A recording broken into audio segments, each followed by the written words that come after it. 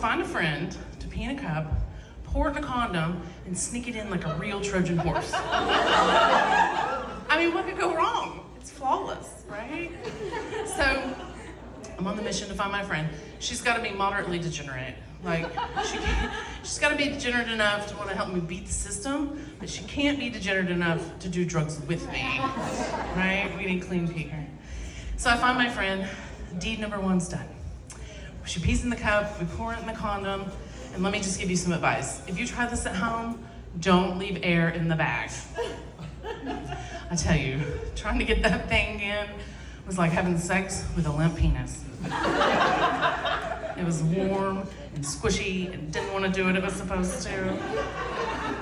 Yeah. So we get that deed done, that's accomplished.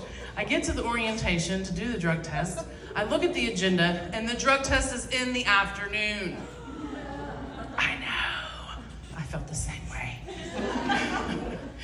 So here I am, I have to sit through all the training, I have to go through the team building activities, and meanwhile, I've got the longest Kegel ever. It was a hard day, yeah. So it finally gets to be my turn, I'm called for my drug test. I have never been so excited for a drug test in my entire life, even since then. So I go in, I remove the world's grossest large water balloon ever. But I'm prepared. I've got a safety pin in my pants. I'm just gonna poke this thing, pour it in the cup, and we're gonna be out of here, right? No, I am jabbing and poking this thing. It will not bust. How you men are busting these condoms with your blonde penises, mind blown. I have no idea how you're doing.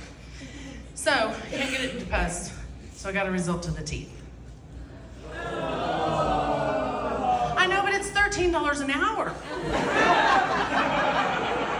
I mean, come on. So, I go with the teeth, and I'm just praying to God I don't walk out of here looking like I went on a date with R. Kelly. I mean, how gross, right? But it goes okay. I get it open, I get it in the cup, I hand it to the monitor, I get the job, and that's my only positive story about using a condom to get a job. I can't tell you the rest of them. My kids are here. I'm sure they enjoyed that. Same job, about a year later. I'm smoking cigarettes, right? 10 and 2. Make friends with the HR director. We'll call her Glenda. Shh, Ashley. So we're out there smoking, and mind you, everything's on VHS back then, right? We trade movies like music. So we're out there smoking. She says, Charity, can I borrow a movie? I've got a hot date this weekend. And I was like, sure, I'll bring you a movie. Well, unbeknownst to me, my ex-husband was dubbing porn over VHS movies. They don't know this story. I'm so sorry. So anyway, so I bring her the movie. We go out for the weekend, whatever. I see her Monday. She comes up to me and she's like, Charity, that was not Back to the Future. Oh no. Yeah. She said, we sat down on the couch, we got all snuggled up, I pushed play, and there was a giant cock. And I said, oh, thank God it wasn't homemade.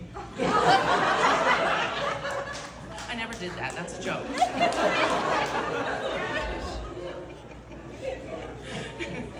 I was just glad I didn't get fired at 20 for sexual harassment with the HR director.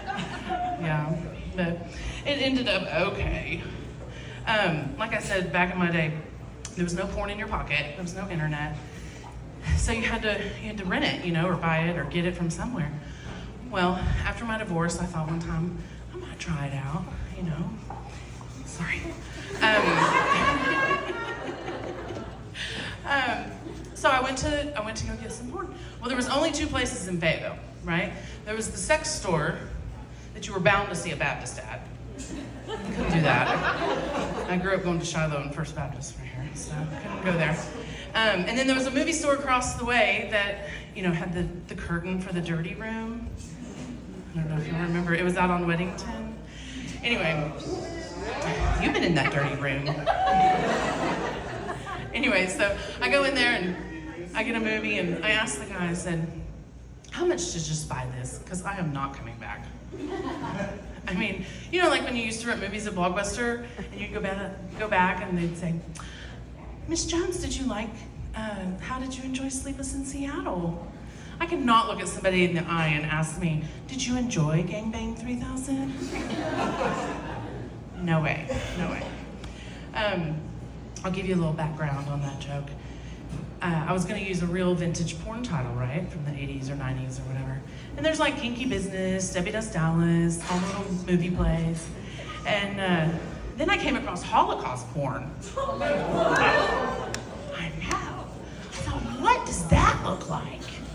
I did not click on it. Did not click on it.